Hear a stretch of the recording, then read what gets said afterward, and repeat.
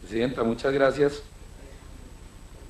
y un saludo a los funcionarios, al ministro, al presidente de Ecopetrol, a todos los funcionarios que nos acompañan hoy y a las personas que vienen de regiones, especialmente del Meta, a la senadora Marixa, quien citante o quien convoca este interesante debate. Y es interesante por muchos aspectos. En primer lugar, hoy por hoy vemos que las consultas, como aquí se ha dicho, para algunos se han convertido en un problema, para otros, otros han encontrado la forma de defender, de proteger el medio ambiente, de proteger sus territorios de los daños que sin duda deja la actividad minera o la actividad de hidrocarburos. Yo desde luego, y yo creo que todos, somos amigos y defensores de los mecanismos de participación ciudadana. Ahora que decía el senador Robledo que hay una discusión sobre las consultas, si obligan o no obligan, claro que obligan. Desde luego a este gobierno no le gusta. Este gobierno desconoce todo lo que sea. Hace un año desconoció el plebiscito que él mismo convocó. Es la expresión ciudadana. Y si a mí me preguntan hoy si estoy de acuerdo o no con las consultas para las actividades mineras y hidrocarburos, claro que estamos de acuerdo. Lo que hay es que buscar de qué manera se puede y se debe continuar con las consultas, pero sin afectar en grado sumo a las comunidades, al medio ambiente, etcétera. Ahora que veíamos las imágenes que nos presentaba la senadora Marixa sobre este señor de Cómbita, tal vez,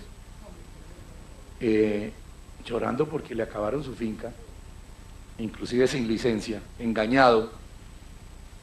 y ese es un tema que vamos en el debate que tenemos convocado con las CAR, lo vamos a plantear, porque ahí también hay casos clarísimos de corrupción, pero bueno, ese no es el tema que nos convoca hoy. Y entonces, ahí no solamente al señor le acabaron su finca, sino la afectación al medio ambiente es enorme.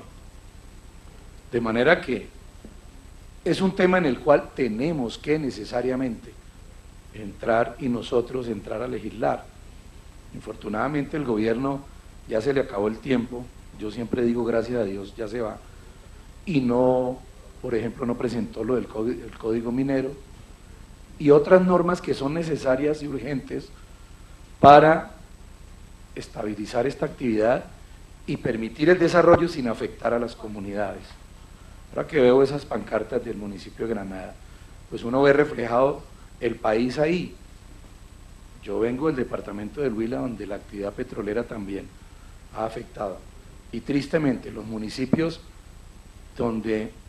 mayormente se ha explotado el petróleo son los donde la pobreza ha crecido más,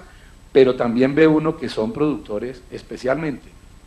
del sector agropecuario, importantes productores, pero que esta actividad les ha impedido por los daños colaterales que han recibido. De manera que ese cuadro que nos mostraba ahora la senadora Marixa Martínez de los resultados de las consultas, vamos a continuar viéndolo de aquí en adelante con todas las consultas que se hagan, donde el no gana abrumadoramente, porque no hay una articulación con la comunidad, y yo diría no hay una compensación, una reparación a los daños que se causan con esta actividad, de manera que allí es donde hay que llegar, y bien lo decía la senadora Marixa,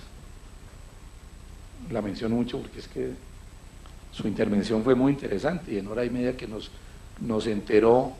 de todo lo que esto implica, pues realmente nos impactó, por lo menos a mí. Y hay que buscar entonces esas salidas sociales, ambientales, económicas, para poder continuar o realizar las consultas sin ningún problema. Y hay fórmulas, desde luego que las hay. Yo traigo dos ejemplos que nos ilustran de cómo sí se puede realizar la actividad sin afectar a las comunidades. En el Perú existía un programa que ahora lo acaban de replantear, que se llamaba Programa Minero de Solidaridad con el Pueblo. Eso operó entre el 2006 y el 2010 y le permitió, por ejemplo, un solo caso a la provincia o al departamento de Cajamarca, se llama allá, le permitió recibir recursos por 2.000 millones de soles, esto es aproximadamente 616 millones de dólares, por unas fórmulas de compensación, de reparación, que pienso yo es lo que en Colombia, ministro, se debe hacer. Y es que, además, que haya la ejecución de unos proyectos por parte de las empresas que entran a ejecutar o a trabajar con la minería o con los hidrocarburos, que haya obligatoriamente unos acuerdos entre esas empresas y las comunidades, y desde luego el Estado tiene que estar ahí actuando como garante. Hoy en el Perú reemplazaron ese programa por el Fondo de Adelanto Social, así se llama, que es el mecanismo que hoy se está aplicando en la misma dirección, con la misma línea, es decir, ejecutando o permitiendo invertir en lo social, en lo económico y desde luego en la protección de lo ambiental. Y lo mismo pasa en Chile. Son dos países donde sin duda la minería es muy importante. Y allá existe en Chile el Consejo Minero de ese país desde el año 98, que tiende a lo mismo, tiende a que las empresas públicas y privadas, junto con la gran minería, o que mejor trabajan en la gran minería, pues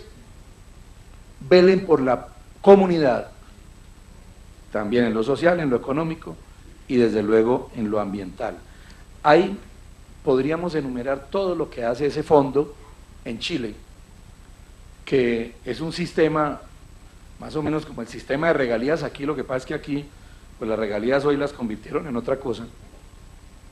en mermelada y todo esto que no le permite llegar a las comunidades como debe llegar. Y en el pasado, y es con ese pretexto aquí, modificaron el sistema de regalías, que porque se las estaban robando, era cierto, en muchas regiones, pero no hubo la autoridad en ese momento para castigar a quien se llevaba los dineros de las regalías, que es lo que hay que hacer, y no haber hecho lo que hicieron mal hecho. Hoy vemos que el gobierno inclusive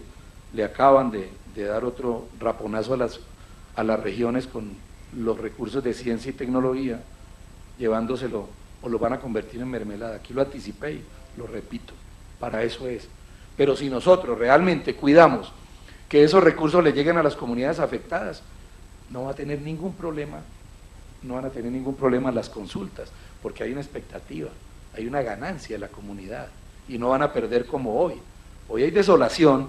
en los municipios, en los departamentos donde hay esta actividad. ¿Por qué? Porque pues se quedan con el problema y sin los recursos. Entonces, ese es un tema, y repito, con este fondo en Chile han hecho de todo lo bueno. Han desarrollado proyectos con la comunidad, proyectos sociales, proyectos económicos, y también han protegido el medio ambiente con esos mismos recursos que son destinados a eso, a financiar proyectos, de manera que si eso se plantea mediante una ley, yo pienso que no hay comunidad que se oponga de ninguna manera, porque repito, están viendo que hay una compensación, que hay una verdadera reparación al daño que se va a causar o que se causa. Yo estoy trabajando en eso, senadora Marisa, y la invito a que lo trabajemos, en un proyecto de ley para crear un fondo.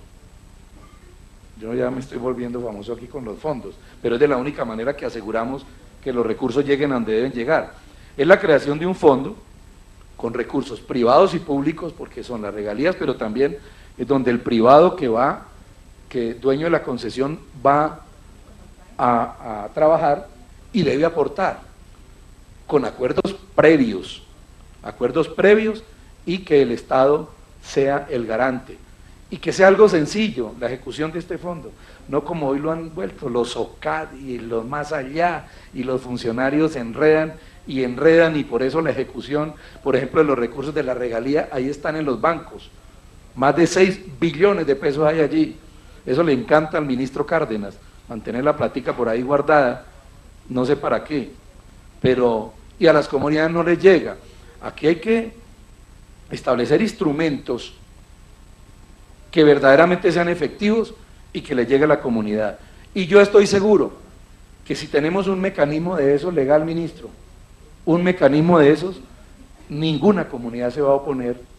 y las consultas van a ser otra cosa distinta, porque repito, hay la expectativa cierta de que le van a llegar recursos a través de eso, y especialmente se va a beneficiar el sector agropecuario, como aquí nos lo muestra el alcalde de Granada hoy con estos afiches, con estos avisos, porque es que infortunadamente el sector más golpeado con la explotación minera o de hidrocarburos es el agropecuario, es ¿cómo es que se decía? En el trompo de los quiñes, de toda esta actividad. De manera que, a través de ese fondo, repito, estamos trabajando en esa propuesta, la vamos a presentar como proyecto de ley, Dios quiera que este gobierno, lo que le queda a este gobierno, que nos acompañe, si no, pues esperaremos el próximo gobierno para que esto sea una realidad y que de verdad que las comunidades no solamente se queden con el daño, sino ahí sí con el desarrollo para ellas mismas. Entonces, debemos sí implementar mecanismos para que se produzcan de verdad esas alianzas entre las empresas mineras, el Estado y la comunidad, y que puedan ver y que la comunidad vea que sí vale la pena que permitir el desarrollo minero, y el país pues obviamente va a destrabar esta situación que, repito, toda consulta que se haga, que se siga haciendo, va a resultar igual al cuadro que nos mostraba la senadora Marixa, donde él no va a ganar abrumadoramente, y yo estoy de acuerdo. Es más, si sé en mi departamento que hay un municipio, que hay algunos que ya lo están pensando, donde haya consulta, allá estaremos apoyando a la comunidad, mientras no haya mecanismos que le garanticen a la comunidad una reparación, una compensación en materia, repito, económica, social y especialmente ambiental. De manera que eso quería expresar, señora presidenta, muchas gracias, y dejo planteada que esa es la propuesta que la voy a radicar próximamente como proyecto de ley. Muchas gracias.